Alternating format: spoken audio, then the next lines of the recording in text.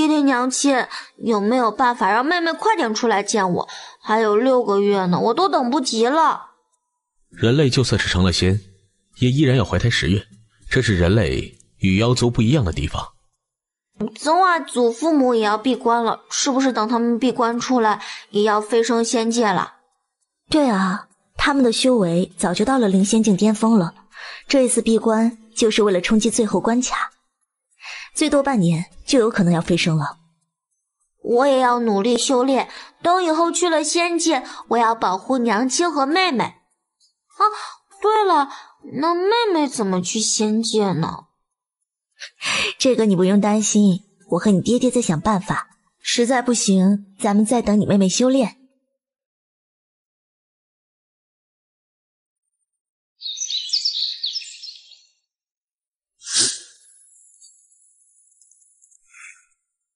双儿，曼珠沙华的叶子全掉了，不久后就能长出花骨朵，为你开的漫山遍野都是。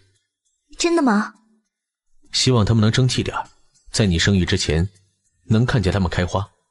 皇叔，女儿都快生了，你怎么名字还没想好啊？要不然叫菲菲、菊儿或者灵儿？这些名字在大街上一喊，能有一群人回头。不行，我们女儿的名字不能这么平凡，我还得想想。好吧，反正还有2个多月呢，皇叔你可以慢慢想。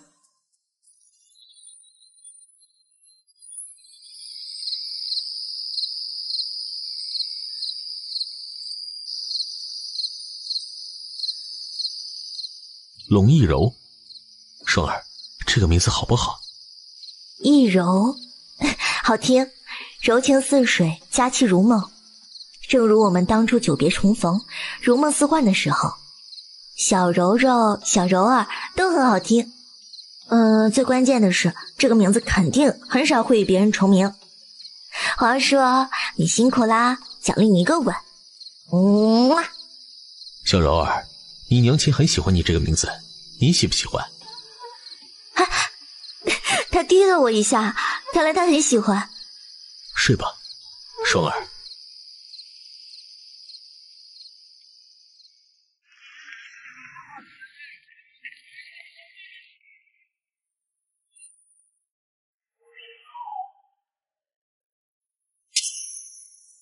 这又是什么地方？气息如此羸弱，全不如蝼蚁一般。难不成本少的降临出现了差池，选错了大陆吗？也罢，既然来了，就会一会这大陆最巅峰的存在，看看大一些的蝼蚁能否给本少带来惊喜。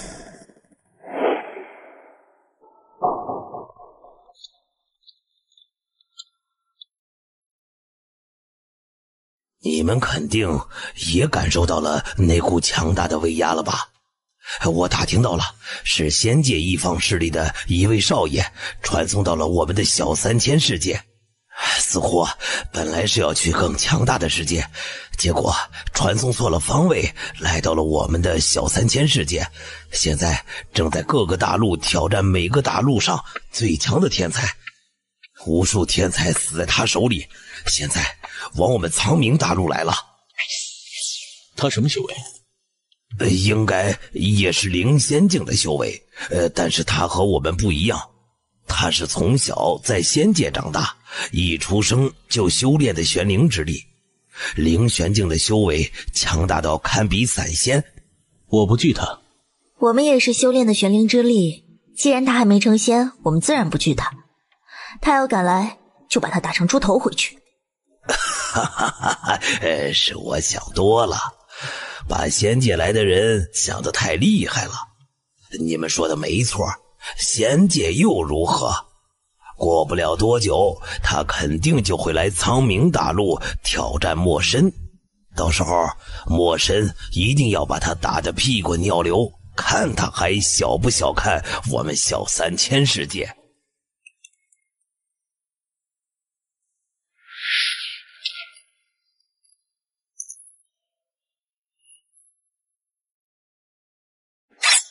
本少乃仙界炼神战友欧阳兴，你们这个大陆谁是最强的天才？给本少站出来！看来是所有人都怕了本少了。毕竟本少是来自仙界的人，这个世界这么差劲儿，恐怕连飞升仙界的人都没吧？谁呀？给本少出来！是少帝和少帝妃！太好了，让少帝和少帝妃打他的脸！看来本少小看了你们这个破大陆。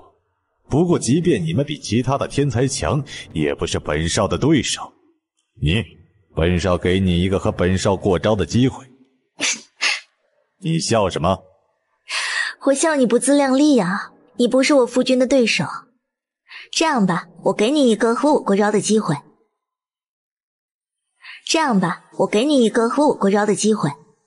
哎呀，好久没动了，人家身体都要生锈了。夫君，你就让我陪他玩玩吧，我保证不会打死他的。好吧，不许见血。本少不打女人，尤其是孕妇。你要是个男人，就立刻接受本少的挑战。本少要让你知道天高地厚。我说了，你还没有资格挑战我的夫君。欧阳星是吧？我来陪你玩玩。我倒是想看看仙界的人有多强的手段。你确实有点本事，既然如此，本少就成全你。那就看看到底是谁成全谁。小小蝼蚁，受死吧！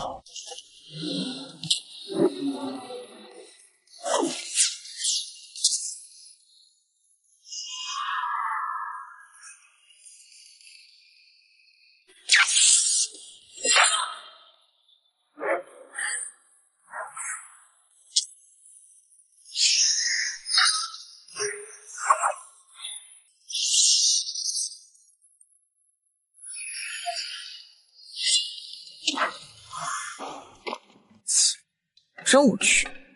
哇，少帝妃好强大，短短时间内就打败了仙界来人。少帝妃就是我们苍冥大陆的骄傲。看那个仙界来的人还狂不狂？哈哈哈哈，爽啊！多谢姑娘手下留情，是我欧阳星太狂傲自大，不知山外有山。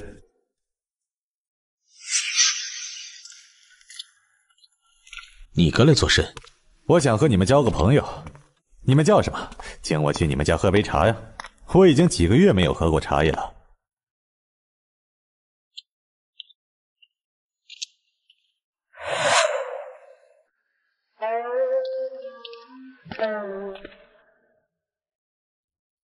活生生的仙界之人，老夫还是第一次见呐。你是龙？怎么，你没见过龙啊？你们仙界的龙族还少吗？你们没有去过仙界，自然不知道我们仙界的情况。仙界的龙族数量极少，仅有4、5个真龙龙族，而且年岁极大，地位崇高。数万年来，都说下界的真龙已经绝迹，因为一直没有真龙飞天。你要是飞升仙界，可以直接去龙宫，那些老龙们一定很激动。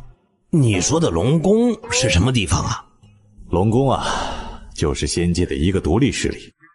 你早该飞升了，还不飞升，等什么啊？你去仙界看看就知道了。这仙界之大，超乎了你们所有人的想象。你是真龙，去龙宫就行。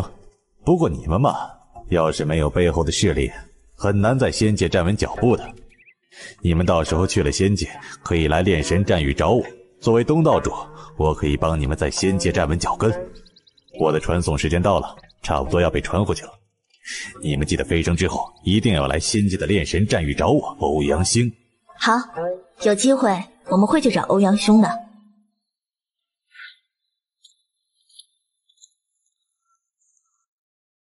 莫深啊，你觉得这个欧阳星的话可不可信啊？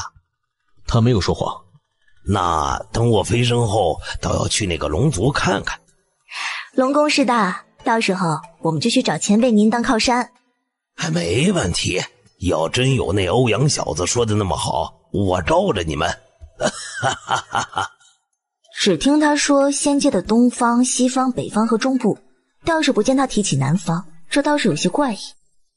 的确，老夫刚才也感觉到了，他对南方闭口不提，也不知道是何原因。以后去了仙界便知晓了。双儿，你刚刚用剑有没有动胎气？没有没有，皇叔，我没有你想的那么娇弱啦。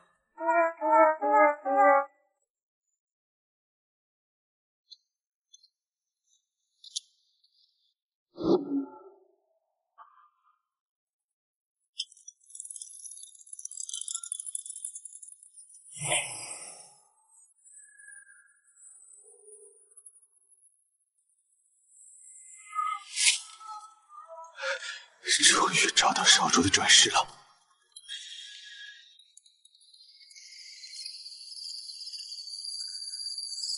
先帝先后，属下找到了少主的转世。在哪里？无用之极，用了200年，你才找到他的转世。先帝，少主的转世就在小3000世界，只因为小3000世界的成仙桥断裂了几十万年，天道将其遗弃，屏蔽了天机，属下才找不到少主的转世。如今成仙桥不知为何已经修复，属下才能找到少主的转世。小3000世界，难怪一直找不到五儿。既然找到了，就把他带回来。是，属下这就派人去。你还生什么气？那件事儿都已经过去几百年了，五儿能回来就行。更何况那人已经魂飞魄散，再也无法进入轮回之道。五儿就算转世为人，也找不到他的。我们就只有这么一个儿子，你总是和他做什么对？要不是你，他也不会去转世投胎。哼，我与他作对，是他总与我这个当爹的作对。你看看他那些年做的事，有哪一件事情是听我的安排的？甚至还和我死对头的女儿搞在一起。你和你死对头有恩怨，管人家女儿什么事儿？再说了，你的死对头和他女儿都死了，他女儿更是魂飞魄散，完全消失于天地间，不会再有投胎转世这一说。正所谓人死道消，一切恩怨随风而逝了。你这糟老头子，还斤斤计较什么呀？你就是掌控欲在作祟。我可跟你说了，等儿子回来，你若是再逼他，我就跟你和离。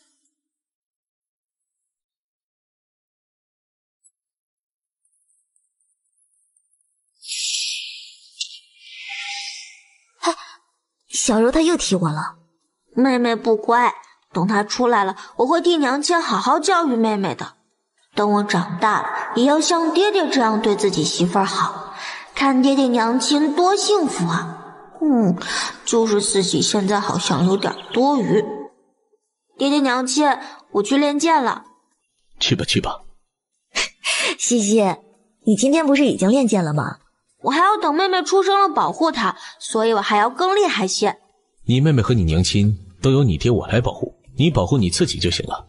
来，今天我来检验一下你这些天的进步。好啊。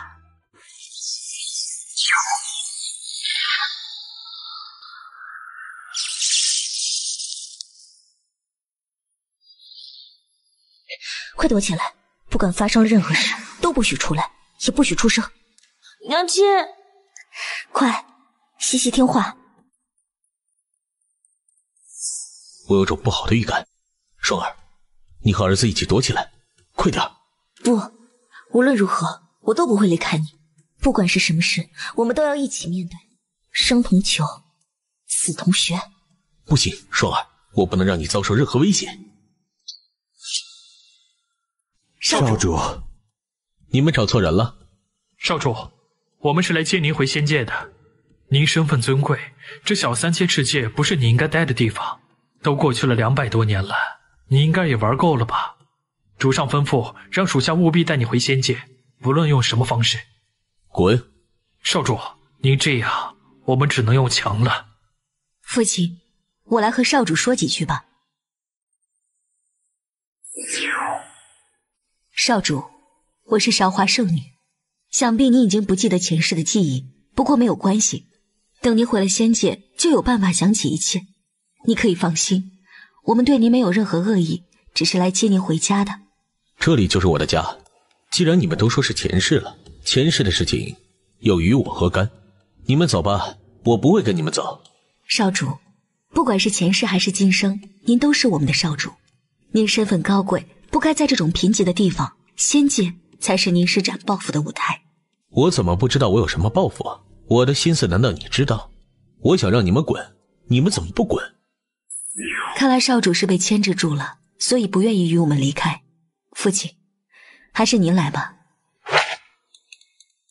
少主，主上交代过，无论如何也要将你带回仙界。既然如此，属下得罪了。看来少主很在意这个女人，不过想必主上并不会喜欢您又和她不是很满意的女人有瓜葛，所以我们不会带她一起回仙界。我们不仅不会带她走，而且你若是实在不愿意回仙界的话，我们也不愿伤你，也就只好拿她来威胁您了。你敢？属下不敢，不过他们是主上的亲信，他们敢。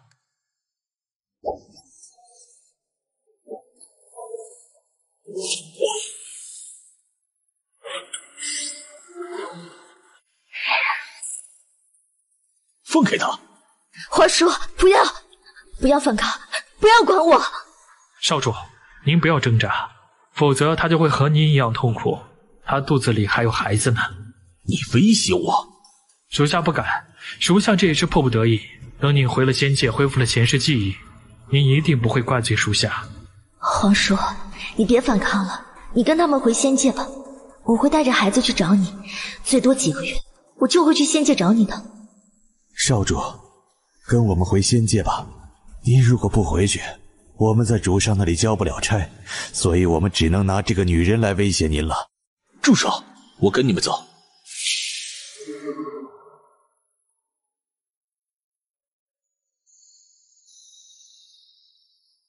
但前提是你们发誓，不可伤她分毫。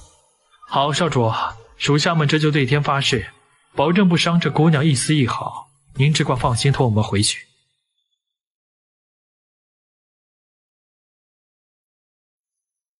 双儿，我回来找你，你要保护好你自己和孩子们。双儿、西西、小柔儿，等着我。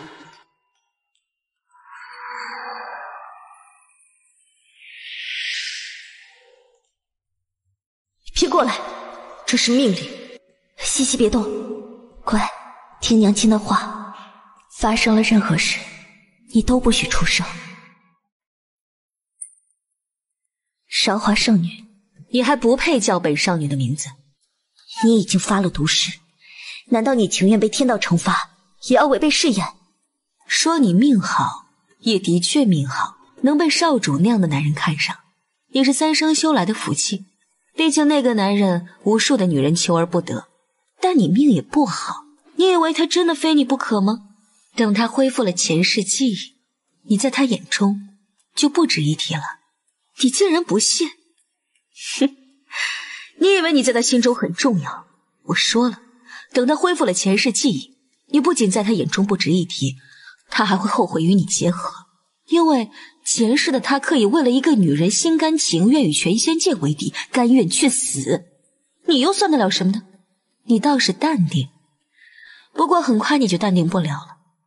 你不是问我发了毒誓，为何还对你有杀心呢？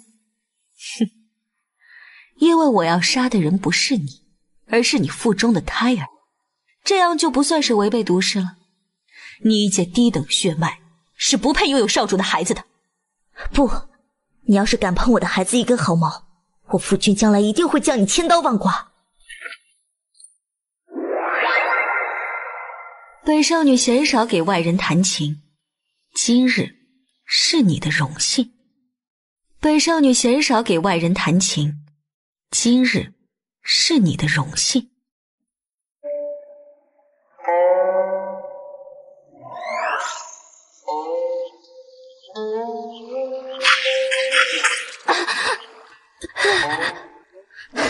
不，娘亲，妹妹，妹妹，对不起，哥哥不能救你，哥哥还要保护娘亲。妹妹不能死，这个圣女她该死，我一定要将她千刀万剐。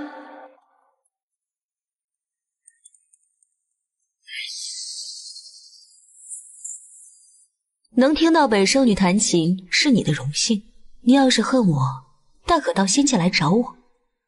不过我们之间的鸿沟可不是丁点半点，就是给你500年的时间，你也到不了我的境界。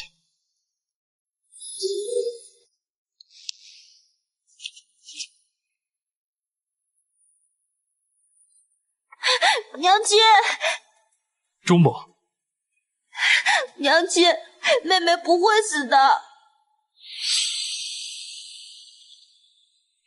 小柔儿，娘的小柔，你不能走，娘和你爹爹还没见到你的模样呢。不可能，妹妹不会死的。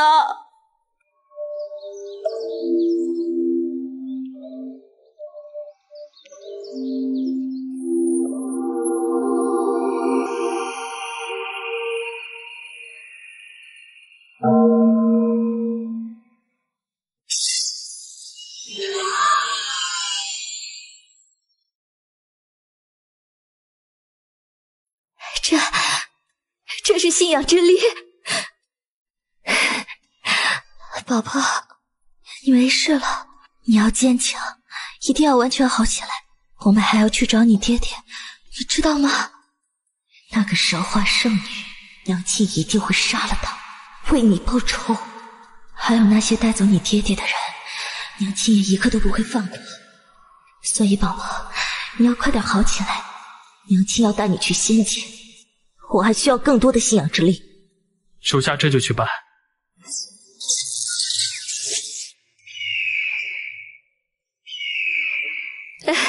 乖宝宝，你再动动，多动动，你就算真是会是小魔王，娘亲也疼你。还有1个月，你就要出世了，你一定要健健康康的，和娘亲和哥哥一起去找你的爹爹啊！主人，空间又升级了。感觉好像哪里不一样了，玄灵之气怎么好像变得浓郁多了？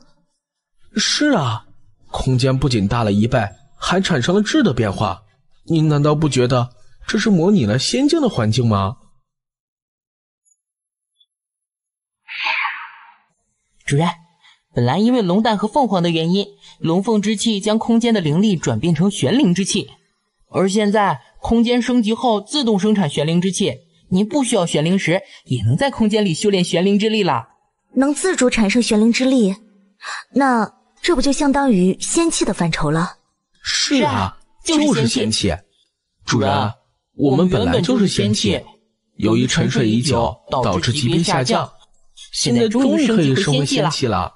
不过我们发现，升级之后，空间要比从前的级别更要高。玄灵之气不仅浓郁了几倍，最重要的是，空间已经自成了一个小世界，这意味着这个小世界可以无视天道了。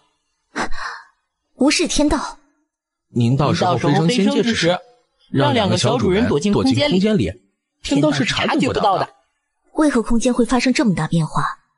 可能是信仰之力的原因吧。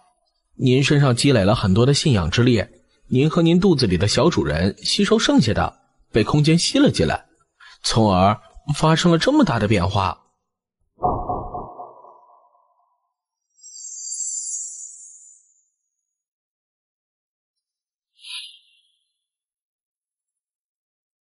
无双的预产期已经到了，他怎么还不出来啊？不行，我要进去看看。别急，无双他心里有数的。这孩子把什么都憋在心里，那天发生了什么也不同我们说。唉，无双是不想把我们卷进去。娘，让稳婆进来。娘亲，西西，你娘亲生妹妹，你是男孩子，不能进去。别急，很快你就能见到妹妹了啊！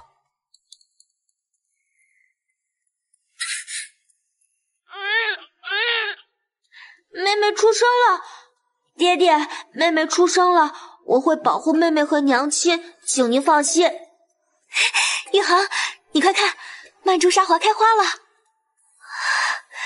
好美啊！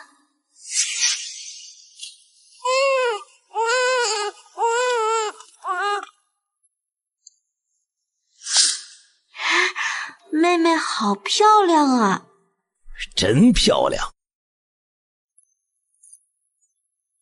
无双，我准备飞升了。这么快？姐姐，你别着急飞升啊，等我一起吧。等去了仙界，我还能照顾你们娘仨。不行，你刚生产，元气大伤，你不能这么快飞升。你的飞升天劫比普通人强大，无双，你不能这么着急飞升。无双啊，你不能这么着急飞升。我心意已决，你到时候和小月一同飞升吧，去了仙界再去找我。你的境界还需要稳固，我有把握飞升。那西西和小柔儿怎么办？我自有办法带他们飞升。既然如此，我们同你一起飞升。哎，无双，我们也会努力修炼，到时候去仙界找你。爹、娘、外公、师傅，我们只是短暂的分离，终有一日会在仙界相见。或许不久之后，我还会回来，为你们带来仙界的资源。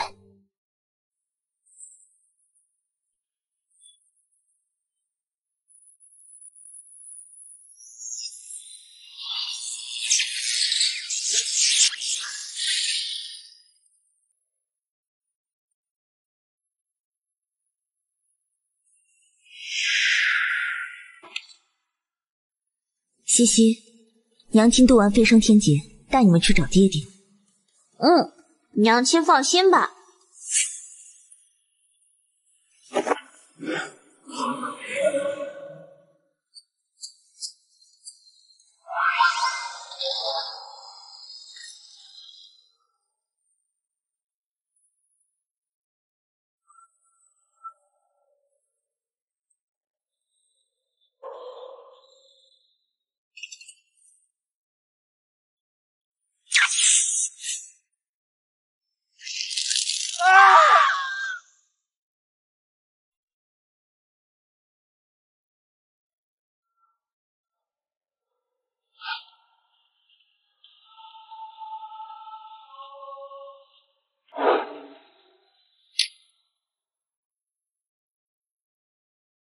西西呀，把妹妹给外婆抱一会儿。外公外婆，你们不用伤心，等将来你们来了仙界就能见到妹妹。我们的寿命这么漫长，以后还有很多时间相聚。西西，你要照顾好自己和妹妹。仙界肯定和我们苍冥大陆大不一样，或许更加的弱肉强食。我一定会的。皇叔，你若是知道你悉心给我栽种的曼珠沙华已开，应该会很欣慰吧？我很快就带着它们来给你看看，它们开得有多美。恭喜你，无双。谢谢，也恭喜你啊，仙人妖帝。你过来是来要阿离的吧？是。不用言谢，阿离跟着你是最好的选择。仙界并非想象中的美好，阿离跟着你会活得更加自由自在。阿离，下次再见也不知道是什么时候了，你千万不要忘了我。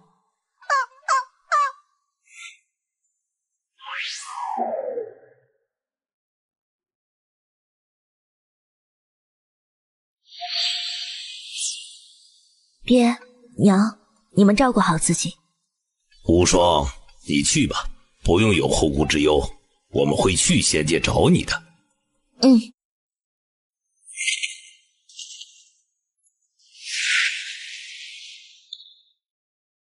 恭送少帝妃飞升仙界。此去7年，我在仙界等你们。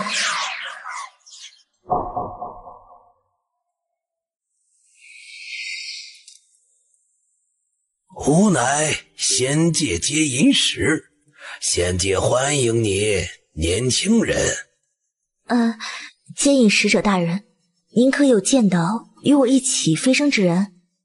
仙界接引使一次只接引1人，你之后才能轮到其他人。你叫什么名字？来自哪一个大陆？我叫木无双，来自小3000世界。小3000世界几10万年没有飞升灵修，最近倒是频繁。这里是仙界的信息，每一位飞升仙界的灵修都可领取一块。多谢接引使大人。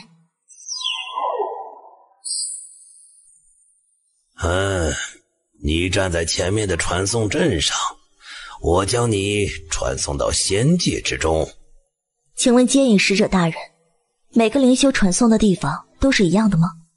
你的话太多了，不过本接引使可以回答你这最后一个问题。灵修、魔修、鬼修、妖修分别会传送到仙界不同的区域，而灵修都会统一传送到同一个区域。好了，你该站上传送阵了，不要耽误本接引使的时间。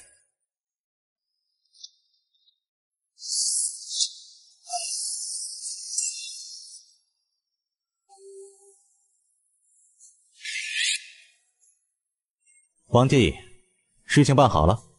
老夫不惜违背规则，给圣女办成了这件事。你放心，你儿子的事情，圣女居然开了贵口，不会让你白白付出。你刚刚说他还有朋友也一起飞升，那就把人全部弄到这个地方吧。不行，人多破绽大，如果被联盟发现了，老夫丢了差事都是小事，恐怕会把人找回来，误了韶华圣女的大事。罢了，今日之事，圣女也会感谢你的。你把这件事情烂在肚子里吧。是，端木护法，您请放心。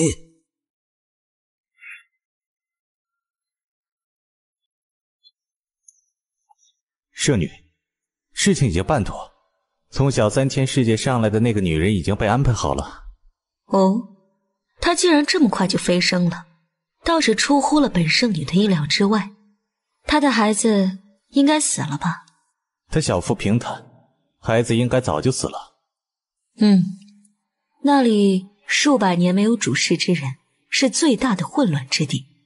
那个女人也死定了，母女俩就该齐齐整整下地狱。是，少主的身份又岂是那个女人能够痴心妄想的？就应该让她受尽折磨而死。如今少主被主上关在化龙剑，强行觉醒前世的记忆，但是听说少主很反抗，神魂受损严重。等少主觉醒，应该还需要很长的时间，到时候那个女人恐怕连骨头渣都不会剩下。在仙界，时间是最不值钱的东西。你下去吧。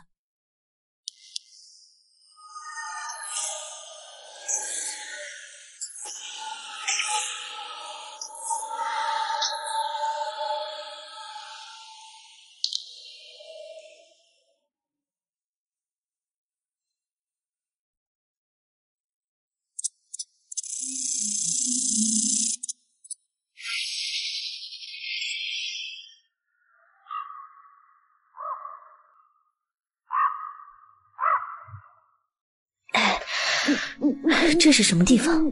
玄灵之气好稀薄。主人，这里不会是地府吧？仙界还有地府？仙界、凡界都有地府的存在，而仙界中的地府就是鬼修飞升之后传送过来的地方。如果我们没有猜错的话，那个引渡使应该是在您的传送阵上动了手脚，把您传送到鬼修的地府来了。简直是可恶！那些鬼修最喜欢吞噬灵修身上纯净的玄灵之力了。是少华圣女，一定是她。好你个少华圣女，差点杀死了我的小柔儿，还在接引地给我使绊子耍阴招。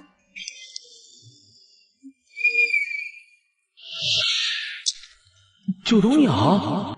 天哪！九头鸟是冥王的座驾，怎么会沦落到这种地步？冥王的座驾？冥王就是阎罗，乃是地府的主宰。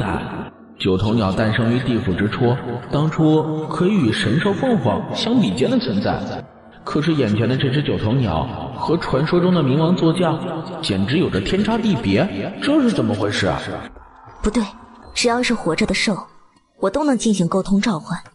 然而这只九头鸟对我的沟通没有丝毫回应，就仿佛这只是一个没有神识的魂魄。怎么可能？九头鸟不死不灭，怎么会死呢？冥王是鬼修中最强大的存在，乃是鬼皇的修为，足有100万年的寿命。如今应该正值壮年才对，他怎么又会让自己心爱的坐骑死去呢？难道冥王出事了？竟然是九头鸟！主人，让我来！九头鸟的魂魄可是大补。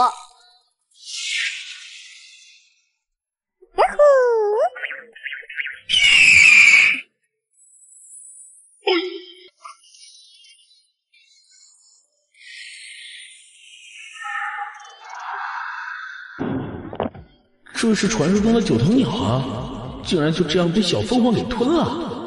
九头鸟已死，这只是他的一魄阴魂，与其让他为祸地府，还不如让小凤凰吃了。娘亲，小凤凰变身了。哎，怎么这么快？小凤凰，发生了什么？主人，我又多了一重变化了，以后可以变身成九头鸟。九头鸟不是在地府威望很高吗？我们可以去地府坑蒙拐骗了。什么叫坑蒙拐骗啊？好的不学，净学坏的。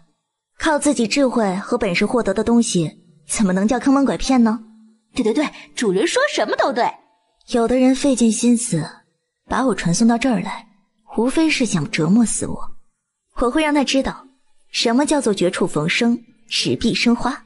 哎，小凤凰，你先进来吧。这里发生这么大动静，也不见有人过来，说明此处极为偏僻。那接应时给的玉简里，说不定动了什么手脚，我绝不能打开，否则也许会被人知道行踪。所以我必须自己去了解仙界的情况。哎，儿子，你给娘亲随意挑个方向吧。那就去东方吧。好，你们好好照顾妹妹，等娘亲找到了安全的地方，再让你和妹妹出来。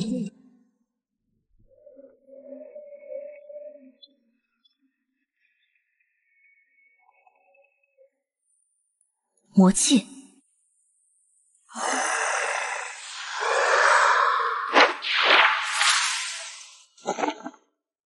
难道我来到了仙界魔修的地盘了？不可能的，主人，魔修和鬼修的地盘相差了10万8千里，根本都不在一个方向。你怎么可能到了魔修的地盘？那这里怎么这么多魔物？而且这都什么魔物啊？死了怎么全都变成沙子？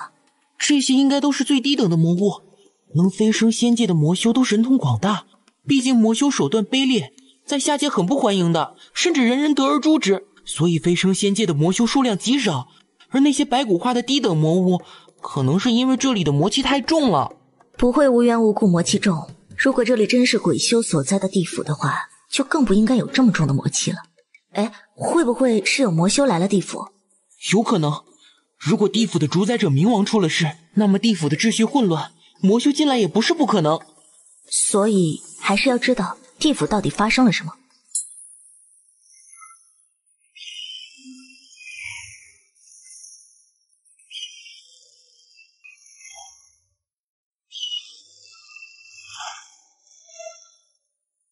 我要是没看错的话，刚才那是一个妖修。小猪小雀，空间里有鬼修的功法吗？有的，别说鬼修，就连魔修的功法都有呢，全是10几万年前收集的最顶尖的功法。不过主人要鬼修的功法做什么？拿出来吧，我要修炼。娘亲这是要打入敌人内部啊！是敌是友，现在还说不清。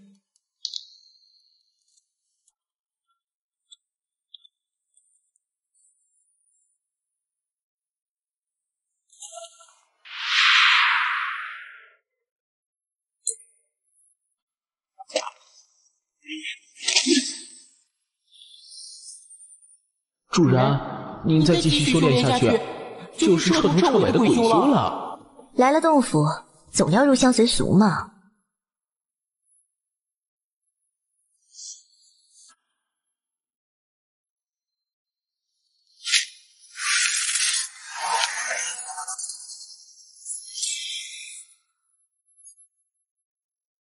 恭喜主人，你已经是鬼煞将6层的修为了。天上地下，恐怕没有比主人进阶更快的鬼修了。这算不得快，我飞升来仙界本就是散仙修为，而鬼将这个等阶的修为只能相当于灵尊境，比我灵修的修为低太多。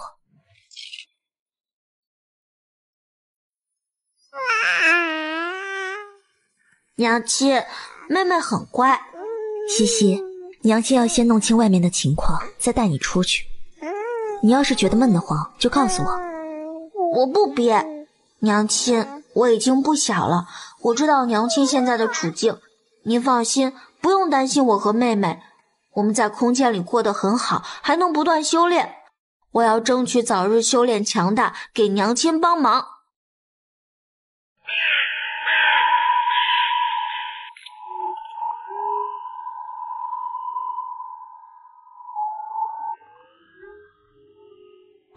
这位大人，您怎么来我们这种城外小地方了？大人，你在叫我啊？是啊，这位大人，您怎么会出现在城外呢？再过几日就是鬼修城隍庙的大比日子了，我们都盼望着像大人您这样的鬼修能够在城隍大比上拿到名次，好狠狠地打那些魔修和妖修的脸啊！我潜修多年，许久没有回来了。听你这话，现在和外面相比发生的变化不小。怎么，我们鬼修的比试连魔修和妖修都能参加了？原来大人是很久没有来到鬼修城了，那您不知道城里的状况也是正常。现在我们鬼修弱势，以前冥王还在的时候，谁敢在我们鬼修的地盘撒野？大人，今时不同往日，自冥王大人陨落之后，我们地府就成了混乱之地，没有了主事之人，也没有了法纪，仙界的那些通缉犯无处可去，就全来了我们地府。他们不仅是来避难的，还压榨我们鬼修，抢夺鬼修的势力与地盘。就拿咱们的城隍大比来说，这本是只有我们鬼修才能参加的比赛，名次越高就能获得越高的奖励，而且城隍大比的第1名还能成为城隍官，可以管辖一座鬼修城。但是这200多年的时间里，每次城隍大比都让外面的魔修和妖修取得了好处。鬼修这里一共108座城池，几乎一半归了外人。本来城隍大比是为了选拔鬼修中的人才，可现在却……可是城隍大比是冥王定下来的规矩，没有人敢取消这个比赛。大人，您修为这么高，一定要参加这次城隍大比。咱们鬼修不能让外人占了咱们的便宜。哼，我是灵修，也是你口中外人呢。没有玄阴石就滚到外面去，别耽误小爷办事儿。这位大人，进城只需要拿10颗下品玄灵石，您若是进城去参加报名城隍大比，小的们愿意替您凑齐这玄阴石。我的确是要进去报名参加城隍大比，如今囊中羞涩，那就麻烦几位了，等我赚了玄阴石再还给几位。这位道友，你是不是要去报名城隍大比？小老头，我正好与你顺路，不如一起走吧。不用，不顺路。怎么会不顺路呢？你初来乍到，什么都不清楚，小老头，我还可以替你带路。这要换成别人，可没有这么好的待遇啊。小道友，怎么不走了？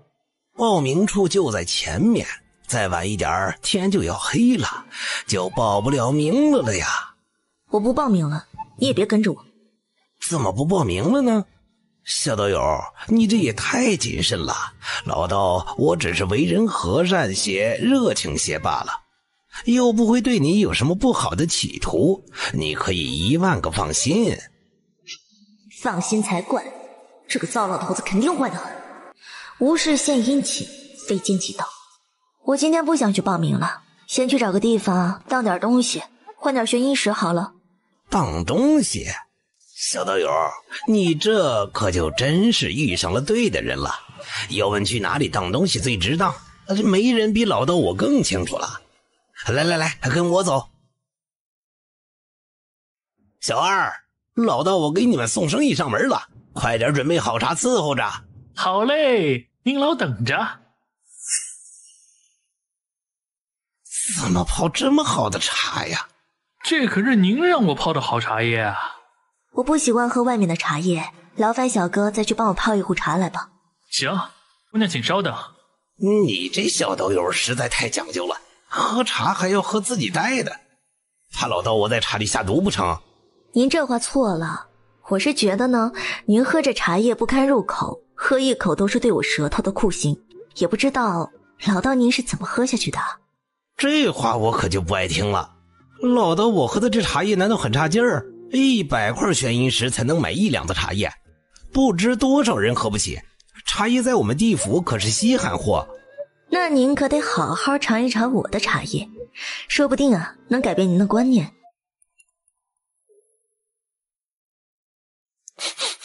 那什么味儿这么香？这什么呀？这么香？有什么好东西啊？掌柜的，这茶叶您出什么价？你这小女娃倒是聪慧，你说说，你是怎么知道我就是掌柜的？从你家小二看你第一眼我就知道了。明人不说暗话，您将我带来，无非是想从我身上占点便宜。但我这人啊，什么都吃，就是不吃亏。您要是愿意和我合作，这茶叶就当是我送您的见面礼。你不用急着做出回答，可以先尝一尝我的茶叶，再说话。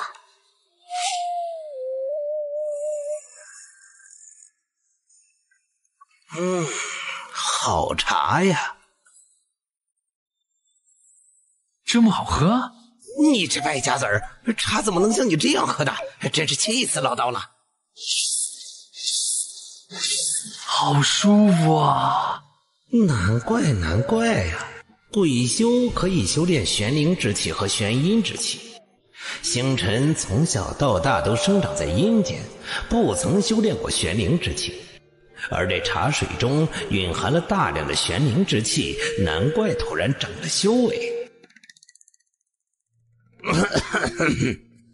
小道友，刚才你可说了，这极品茶叶送我了。我说送你的前提是我们能够合作。合作？你这小女娃娃能和老道我合作什么？若是我没有猜错的话，您还有一家赌场，合作的内容嘛，自然就是城隍大比。你怎么连师傅开了赌场都知道啊？原来你们是师徒啊，这我倒是没有看出来。很简单，在来的路上不少人给老道打招呼，我能看得出这些人中以赌徒居多，赌徒的特征一般都很明显。这么多的赌徒和老道打招呼，所以我得出了这样的结论。咱们可以在茶叶上合作，至于其他的就算了。城隍大比水太深，老道还是不钻进去喽。如果说我能获得城隍大比的头名，老道觉得这生意还能不能做？小道友，今年的城隍大比也不同往年啊，这次参加报名的人太多了，修为在你之上的至少有40-50人，你这点修为还不够看呢。是吗？正是如此，当我赢得头筹的那一日才显得震撼，你我才能赚得更多，不是吗？你可以先不急着回答我，大可再等几日，等到比赛那一天你再来找我也不迟。3天之后比赛场上见，到时候你们自可来找我。开什么玩笑，一个鬼将修为的女鬼修还想在城隍大比上获得名次，真是异想天开呀。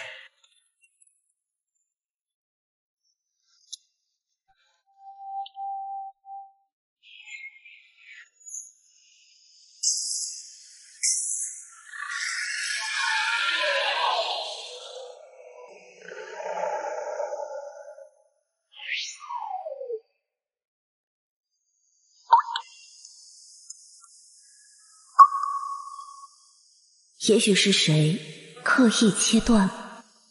小猪小雀，你们要经常把小柔儿的模样画下来，保留着。主人放心，您上回让我们画小主人，我们就一直在画。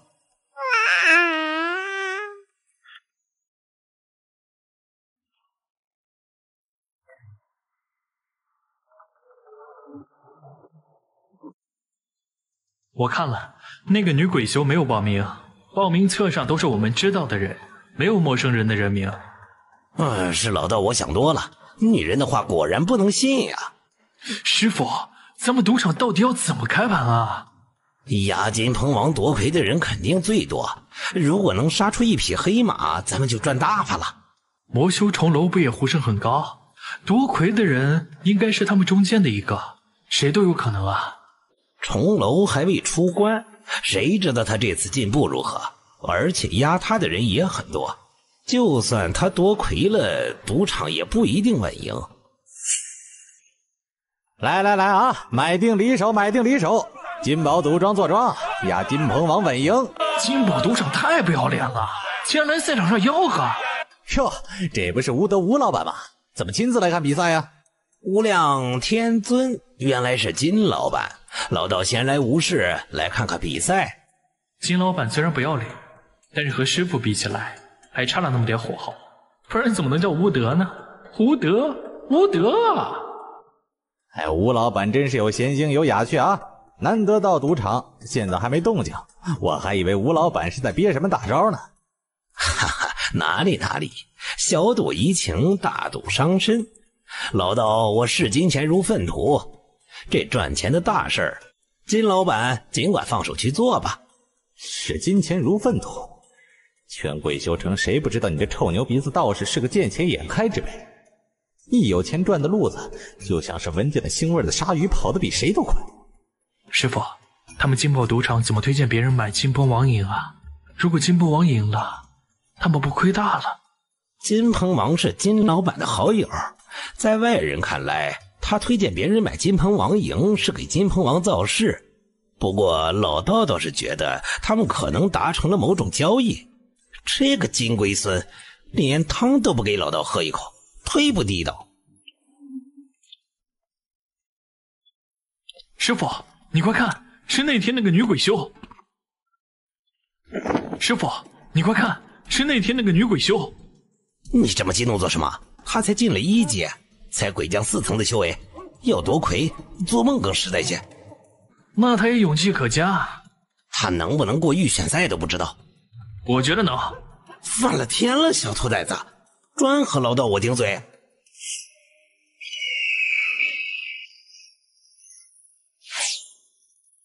金鹏王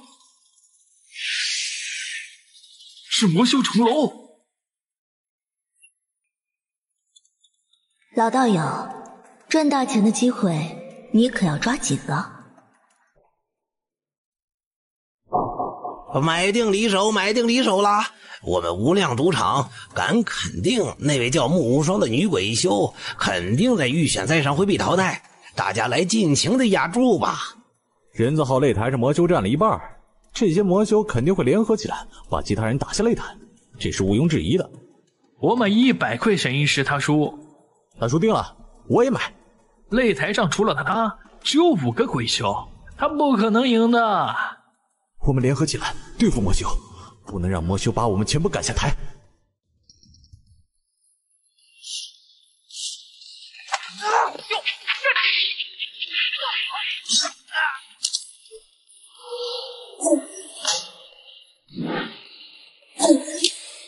我靠，这也行，这也太占便宜了。等他们打累了，他就能直接上去捡便宜了。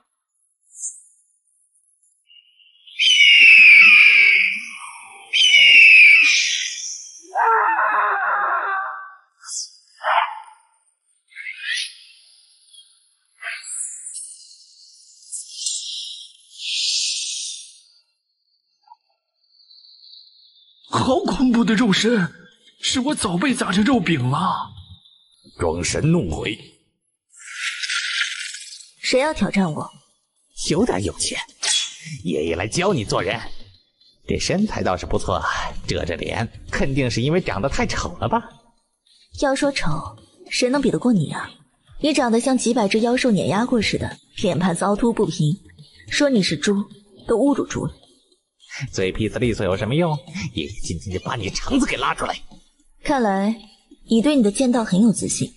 我这个人啊，最喜欢的就是用别人最擅长的东西打败他。你就放屁吧！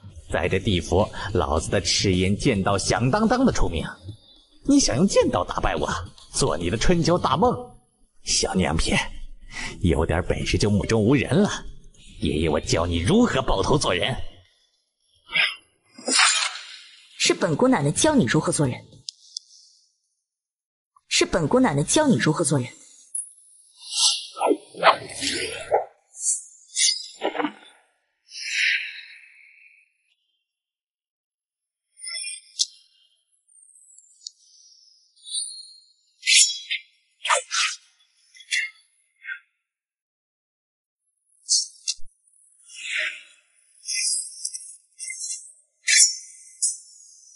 木姑娘好厉害啊！你姑奶奶我剑下不斩无名之辈，看来今天要破例了。灰鼠精竟然被杀死了！天哪，难以置信！这个女鬼修好强啊，越阶杀人！臭娘们儿，你给老子等着！你死定了！灰鼠精是金鹏王的小弟。等着吧，等赛事将死无全尸，让你再嘚瑟2天。我去，老子输了100块下品玄阴石。我也输了。妈蛋，还以为稳赢的局呢，竟然输了。原来这小娘皮认识吴德那老道。老道早就知道这小娘们的真实实力，坑老子钱呢。他们联合起来坑钱。无量天尊，赌博这么高雅的事情，怎么能说骗这个字眼呢？没钱就别学别人赌博。你这死女人，怎么跟爷爷们说话的？你等着吧，下场比赛你可以直接让人来给你收尸了。我方才能越阶杀人，下次也能，谁给谁收尸还不一定呢。小小年纪口气不小，希望你在下次的比赛场上也能这么有勇气。你们这群弱智，等着看姑奶奶我吊打金鹏王和重楼，拔得头筹，成为最后一个城隍官吧。见过不自量力的，没见过这么不自量力的。这女鬼修简直太狂妄了。这姑娘之前看起来很聪明很冷静，怎么这个时候这么不理智的去激怒这些妖修魔修啊？这简直就是拉仇恨啊！到时候到了赛场上，恐怕不知会有多少人针对她。你们不信，大不了赌一场，有本事你们就去老道那里买姑奶奶书，没本事就别在这里逼逼个不停。买就买，谁怕谁啊？老子买你下一场比赛就死无全尸。你输定了，老子1万块玄阴石买你输。好啊，原来他是在这里等着大家的呀。只是他怎么能确定他一定能赢？他尽管有真仙级别的修为，可是金鹏王和重楼也不差，这可是一场豪赌啊！吴老道，还愣着干什么？还不让你的伙计收集玄阴石登记下来？就是，快点登记！你这吴老道就跟那女鬼修是一伙的，刚才骗我们这么多玄阴石，这回一定让你连本带利的吐出来。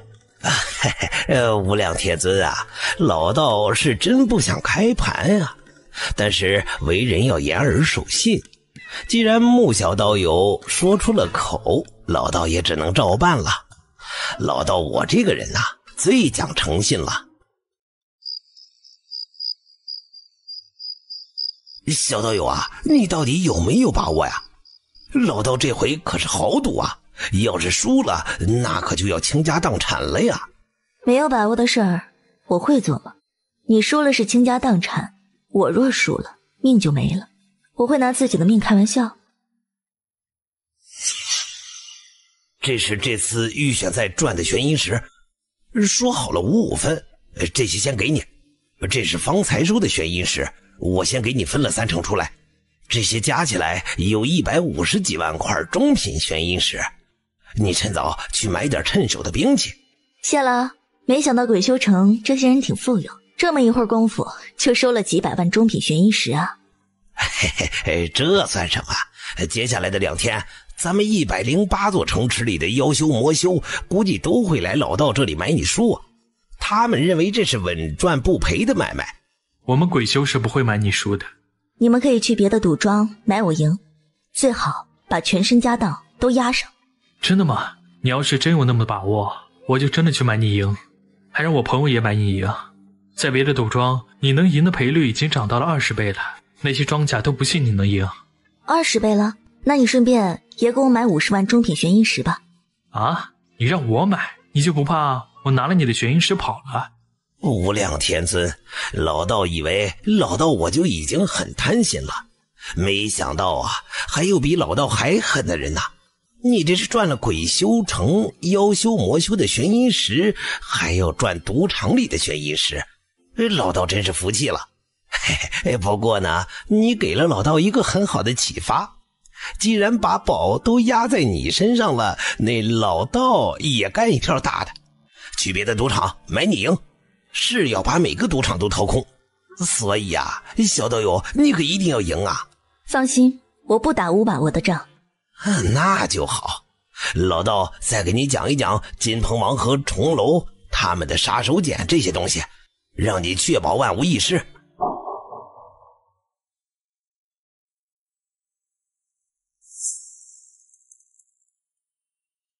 老道的当铺后面有一处院子，小道友不嫌弃的话，可以去老道那里修炼，老道会替你坐镇护法。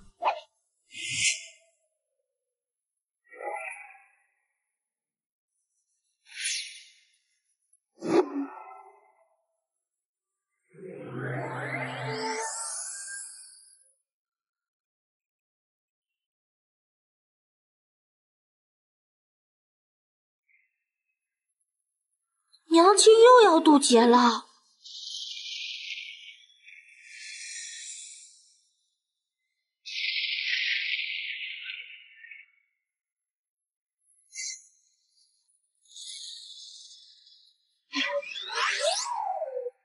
空间法则，果然是空间法则。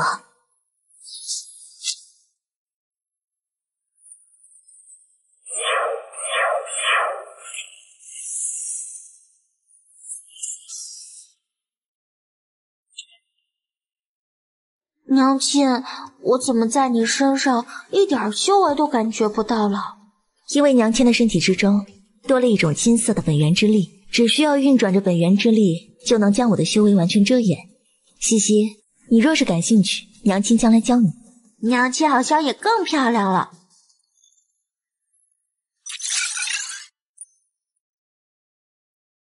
莫姑娘怎么还不出来呀？比赛马上就要开始了呀！这次的比赛规则出来了，是公开挑战赛，每个人都可以挑战复赛中的任何一个人呢。哎，这次糟了，听说金波王公开说要挑战莫姑娘。师傅，要不咱们进去催一催莫姑娘吧，她再不出来就迟到了。小道友，马上就要比赛时间了，你再不出来，若是赶不到比赛，就会被认定是弃权。你们先去，我马上就到。天哪！走，今天的比赛好看了。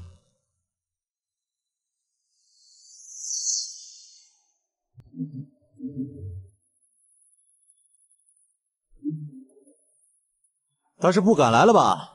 那是当然了，他估计吓都吓死了。金鹏王传出话来，说要第一个挑战他呢。那个小娘皮还真是不自量力。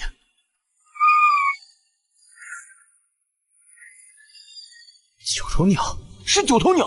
冥王显灵，快看，九头鸟上有人！哎，是那个女鬼修。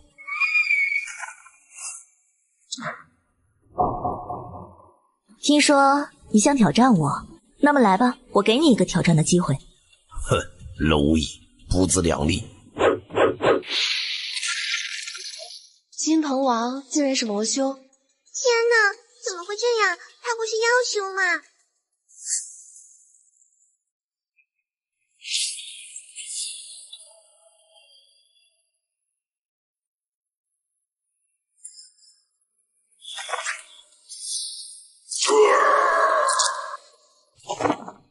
姑奶奶说了，会吊打你就会吊打你。不过姑奶奶现在玩够了，你可以死了。这就死了？莫姑娘，你就说魔鬼修中的骄傲。还有谁要挑战姑奶奶的？站出来！还有谁要挑战姑奶奶的？站出来！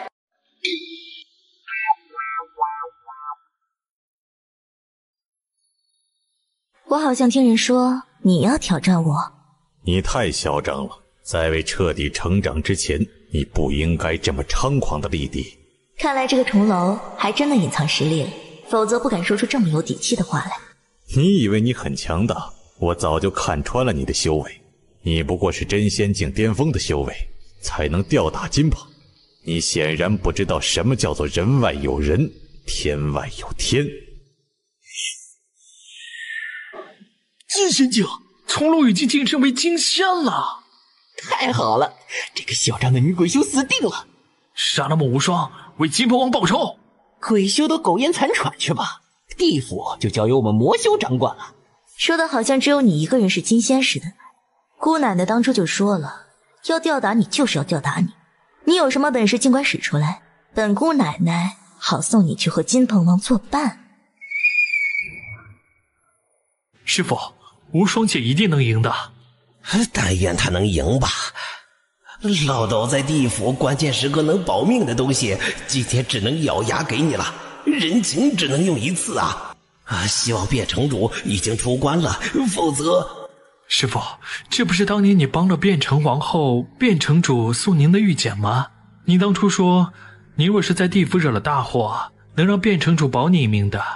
你竟然愿意为无双姐用这块玉简。徒儿和你在一起10年时间，都没想到您竟然还有这么善良的一面啊！你师父我助人为乐，善良有爱，品德高尚。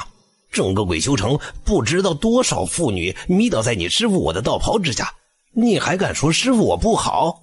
反正厚脸皮是没有人能比得过您的。臭女人，去死吧！替第二殿楚江王杀死一个天才资质的年轻鬼修，我就能够成为楚江王的义子，成为我的垫脚石是你的荣幸。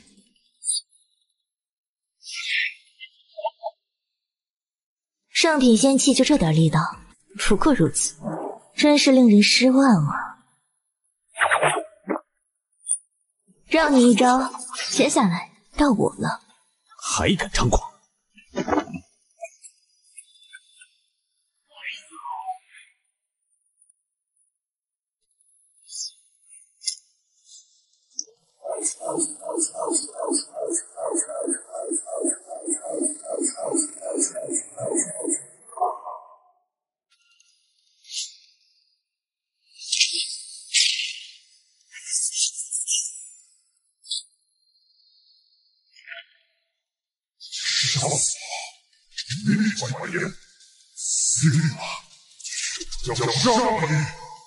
本来饶了你，看来是不能放虎归山了。本来饶了你，看来是不能放虎归山了。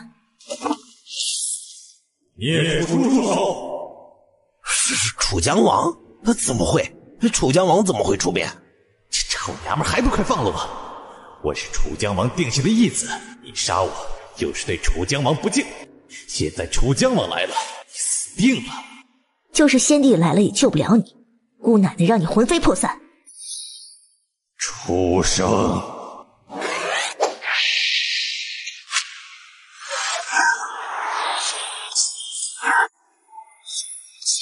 主人，不许动，这是命令。大胆畜生！本尊定下的义子你也敢杀？楚江王，这是城隍大辟，规定是死伤自负。况且重楼要杀我在先，我不过是反击而已。如果因为如此您就要杀我，只怕地府所有鬼修都会不服。好一个伶牙俐嘴的女鬼修！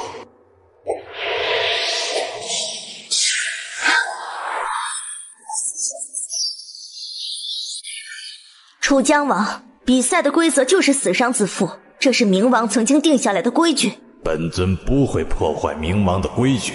不过本尊缺一个暖床的人，本尊看上你了，你现在就随本尊回第二殿，这是你的荣幸。楚江王，不可！殿城王，怎么？只知道闭关的殿城王要同本尊抢女人不成？她是本殿主的义女，楚江王要找暖床的人，另寻他人吧。殿城王，这女鬼修是本尊看上在先，你一具义女就想从本尊手中抢女人吗？楚江王此言差矣，她是本殿主早就认下的义女，我卞城王的义女又岂能沦为暖床的工具？还请楚江王不要折辱本殿主才对。很好，殿城王，你要与本尊作对，那咱们就走着瞧。你叫什么名字？我叫穆无双，还要感谢变成王的相救，无双将来一定会报答你。无双？莫非这是天意？您说什么？没什么，你能否摘下面纱呢？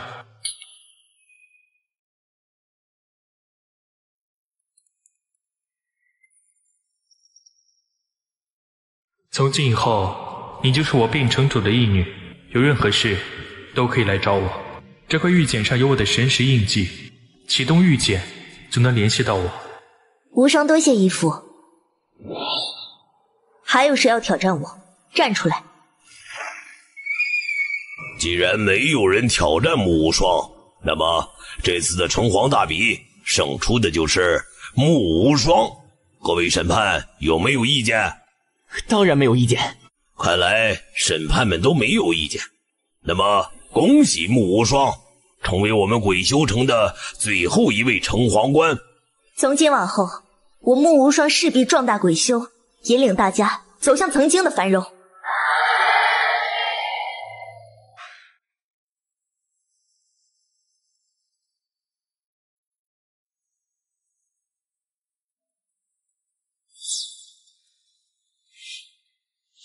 孟姑娘，以后咱们就是同僚了。我叫吴峰，是中城里的城隍官。你对这里的情况不熟悉，吴某带你去城隍所那里交接。中城是什么意思啊？我们鬼修城分为内城、中城和外城，最外面的36个城池叫做外城，中围和内围的36个城池分别叫做中城和内城。越往内城，城内的玄阴之气就越浓郁，资源也更好。那我接手的城池是属于哪里啊？自然是外城。你是最后一个城隍官，其他的城池早就被其他的城隍官给占了，如今只剩下外城最后一个城池是无主之城了。不过穆姑娘，吴某得给你提个醒，你要接手的那个城池已经有200年时间没有城隍官了，那里鱼龙混杂，你可要小心呢。多谢吴大哥提醒，那这次就要麻烦吴大哥带路了。不用客气，同是地府的鬼修，理应相互帮衬的。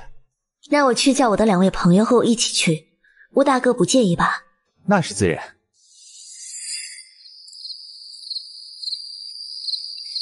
10大店主以前应该全是鬼修吧，修为也应该不低，为何现在却被妖修魔修占了1多半？那是因为200多年前10大店主陨落了1大半，否则又怎么会让那些妖修魔修如此猖狂？为什么陨落了1大半？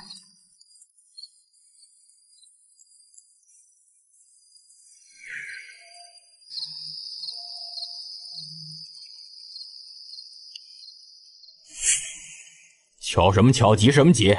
急着投胎吗？这位魔修兄弟，我们是来办理交接手续的。这个姑娘就是城隍大比最后的赢家，也是最后一位城隍官。哦，你就是那个楚江王想带回去暖床的女鬼修啊！长成这样还能被楚江王看上，那是你的荣幸。没想到你竟然还不知好歹。你怎么能这样说话？她可是变城王的义女，你再这样口无遮拦，小心变城王找你的麻烦。别以为有了电城王做靠山，你们就能安然无恙。这地府里，我们魔修的数量可比你们鬼修多多了。外面何人喧哗？回雪姬大人，外面的就是今天城隍大比走狗屎运赢了的那个鬼修。让他进来。是，雪姬大人。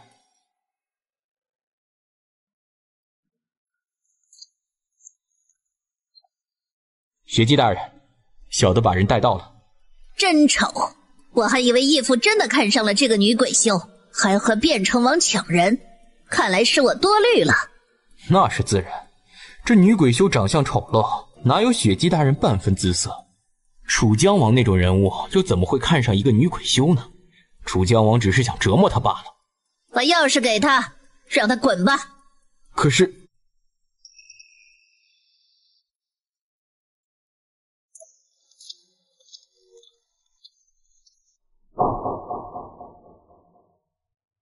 雪姬大人，小的已经把钥匙给那个女鬼修了。只是小的有一事不明。你问。楚江王在比赛上很想杀死这个女鬼修，可见对她十分厌恶。为何您不刁难，就把钥匙给她了？她虽然现在是电城王的义女，我们无法直接杀他，但是可以借此好好羞辱他一番。这样一来，楚江王想必也会高兴的。他长得太丑，我才懒得羞辱他。别脏了我的手，等他到了曼陀城，自然有人会替我收拾他。到时候楚江王依然会高兴。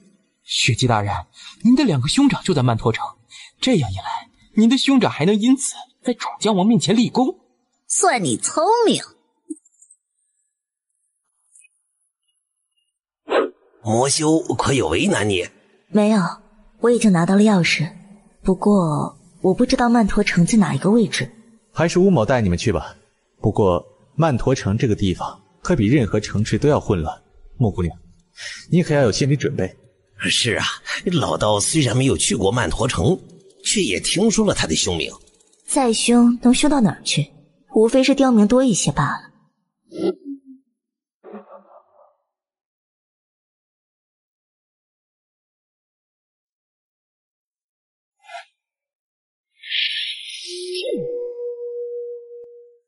怎么有种底下埋藏了什么大凶之物的感觉？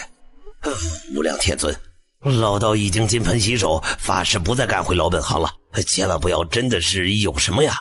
这座城就是这样，能潜移默化地改变人的心性。莫姑娘，乌某给你提个醒，在这曼陀城里，即便是鬼修，也别轻易相信，这里的鬼修和外面的不一样。多谢吴大哥百忙之中抽出空闲时间带我来曼陀城，今日恩情，有朝一日无双必会报答。客气了。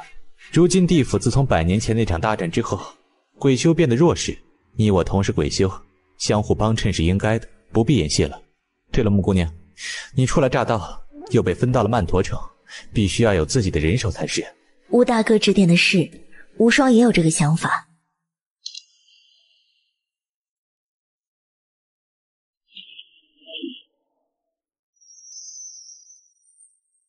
对了，刚才吴大哥所说的100年前的大战是怎么回事？你们知道吗？我知道，其实在100年前，我们鬼修的数量远比现在多几倍。但是100年前，强大的魔修和妖修联手，对5位店主进行了伏击，有3位店主因此陨落。如今10大店主中，只有2位是鬼修了，一位就是今天的卞城主，还有一位就是第一店的秦广王。其余的大店都被妖修和魔修所占领。就像今天的楚江王，就是当初对其他店主出手的人之一。要不是震慑于秦广王的实力，恐怕整个地府如今已经成为外来者的天下了。既然楚广王这么厉害，为何不出手驱赶外来者？在100年前那次大战之中，他一人就杀了10多个楚江王这般实力的妖修魔修，但是也因此重伤，一直闭关不出。当年那一战震撼了整个冥界，楚江王他们也不敢再贸然出手，就是害怕秦广王的实力。不过他们不敢招惹秦广王，却敢对下面的鬼修出手，纵容手下的魔修妖修去杀害鬼修。在这100年间，鬼修的数量锐减，被逼到了外城谋生。今日的那个楚江王就是最可恶的一个，专门给自己的手下下令，只要见到资质好的鬼修就要赶尽杀绝，杀的鬼修越天才他越高兴，说不定还收其当义子。他们都是在仙界混不下去的人，或者被通缉的犯人，地府是他们的唯一藏身之地，所以他们必须时刻警惕着，不给你们鬼修翻身的机会。因为你们鬼修一旦翻身，他们就可能再也无法在地府生存下去，出了地府他们更活不下去。无量天尊，老道我就是在仙界没有容身之地，才来了地府苟且偷生。老道很清楚他们的心思。他们和气点，不乱打乱杀，我们鬼修也不会不给他们容身之地啊。他们需要资源，注定了不可能与鬼修和谐共处。有人跟踪我们，从进城他们就盯上了，是几个魔修小喽啰而已。需要注意的是他们身后的人。咦，找到了，城隍府邸就是这里了。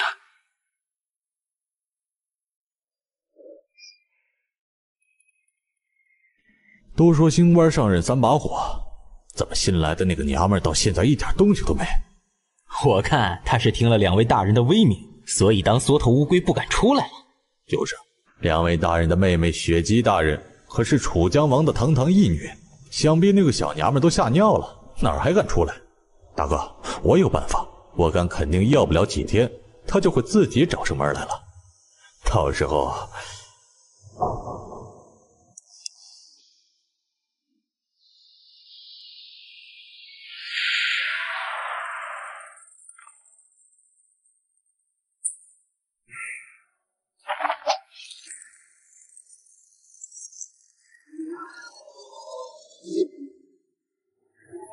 天哪，主人就要突破9阶炼丹师了吗？说才短短不到100年的时间，主人竟然又要进阶了，简直不能用天才来形容。那还用说，娘亲最厉害。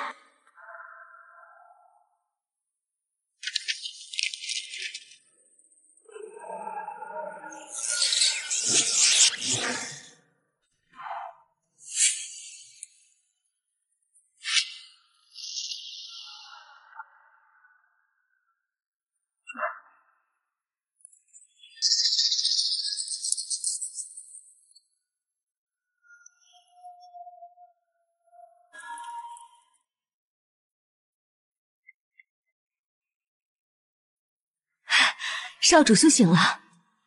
是，圣女，就在刚才，殿下终于苏醒了。少主身体如何？可有恢复了前世的记忆？属下不知，殿下已经去了圣殿。圣女，你要不要过去看看？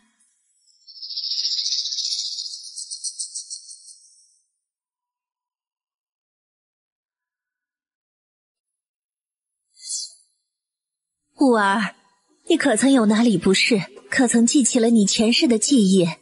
看来你恢复的还不错。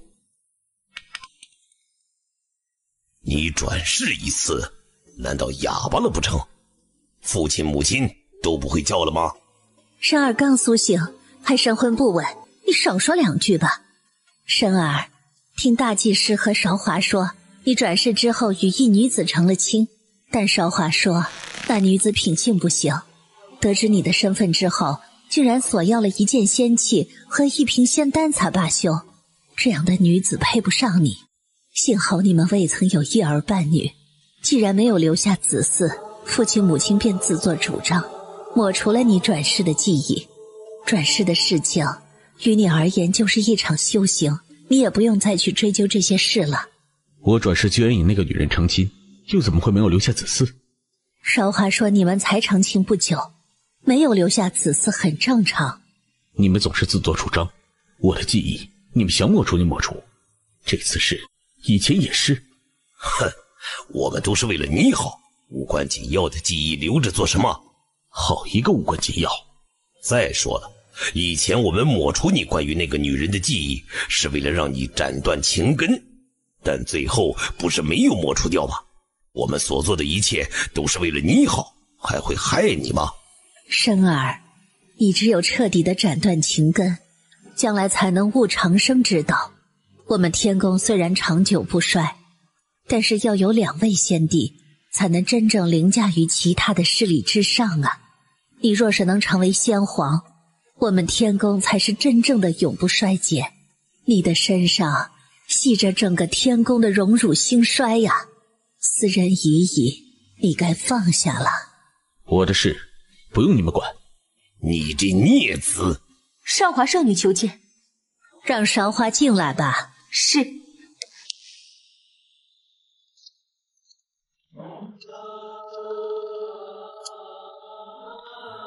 韶华拜见先帝先后，拜见少主。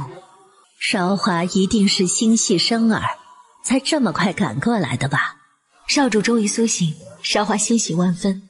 不过听闻少主神魂受损，韶华心中实乃不安，故立即赶来。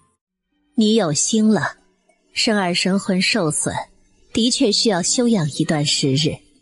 我们已经派出了人去神域雪山寻找神药，服用了神药，雾儿的神魂就能得到滋养。神域雪山乃是佛门重地，神药恐怕不好寻吧？天佛尊欠了我一个人情，1颗神药罢了，小事一桩。那韶华就放心了。韶华，你来得正好。东方寨域的夏灵公主与你是好友，你觉得夏灵公主心性如何？主上怎么突然问起这个？南边的千星仙帝与北边的北玄仙帝最近经常会面，看来他们是破坏仙界的局势了。既然如此，本帝打算与大夏仙帝联姻，巩固天宫势力。联姻？提前恭喜父亲纳夏灵公主为妾，为天宫添得喜事一桩。我还有事，恕不奉陪。混账！你这孽子，给我站住！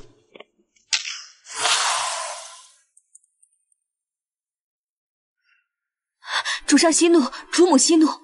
少主他肯定是不想与人联姻，才说出这番气话，你千万别放在心上。本帝让他与夏灵公主联姻，还不是为了天宫的将来着想？这个孽子真是要气死我！先帝，您当年都说了，若是想让少主成为先帝，必须得斩断情根，怎么突然又要给少主联姻呢？您就不怕少主他将来会对夏灵公主情根深重吗？哼，本帝还不了解他的心里只能放进一个女人，别的女人在他眼里都是庸脂俗粉。他忘不了那个女人没关系，随着那个女人的死亡，他的感情已经破灭了，这情根总有一天会斩断，所以本帝不担心他会爱上其他人。既然如此，与别的女人联姻又有何关系？先帝您最好是征求少主的同意最好，免得少主不愿意，又像200多年前一样，一句话不说就去转世了。唉，我看韶华说的有道理，这件事儿迫不得已。生儿是个有主见的人，逼迫的紧了，反而适得其反。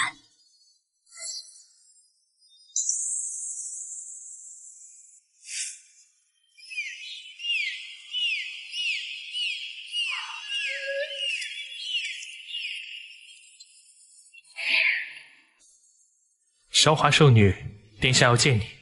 少主要见我，可有说何事？属下不知。那你快带我去吧。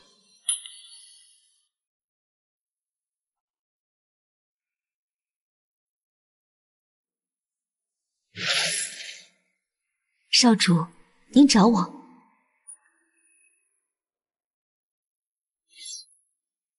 是你与你父亲将我带回来的？是的，我父亲花费了无数心血，寻找了你200年，才找到您转世的位置。是先帝命我等人前去，将您接回来。听说我在小千世界已经娶妻，那个女人现在在哪里？少主，那个女人还在小3000世界，但是她实在太贪婪，她资质低下，为了也能飞升仙界，便找我们索要了一件仙器和一瓶仙丹，才愿意与您解除婚姻关系。这样的女人实在是配不上您。解除婚约？你在撒谎！我没有撒谎，少主，我怎么会撒谎骗您呢？你就是在撒谎！本殿看女人的眼光极高，她若真的如你说的那么差劲，本殿不可能看得上她。少主，您知人知面不知心，你与她刚刚才成亲，而且还是长辈赐婚，你可能对她还不甚了解吧？您若是不信我的话，你大可以去问我父亲。你说我没有在小3000世界留下子嗣？自然，你与那女人成亲时间尚短，还没来得及留下子嗣，您不用担心。少华圣女拿了本殿的戒指，你该还回来了。您不提我差点都忘了，我今天去圣殿之前就想将戒指还给您的。当时您的戒指掉在地上，我发现时你已经被先帝和先后带去恢复前世记忆去了，这不，戒指就一直忘了给您。你走吧。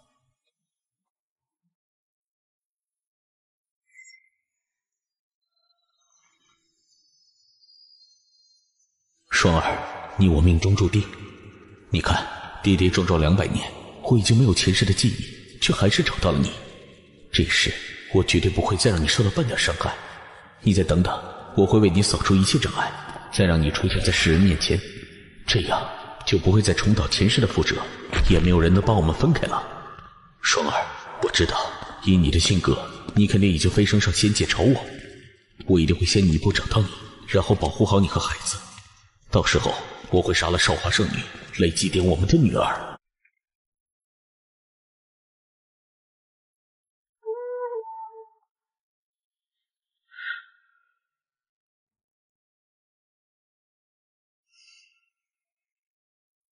你想办法让那个姓王的老接引使再也不能开口，记住，不要留下任何的把柄。事成之后，把王接引使的儿子也灭口。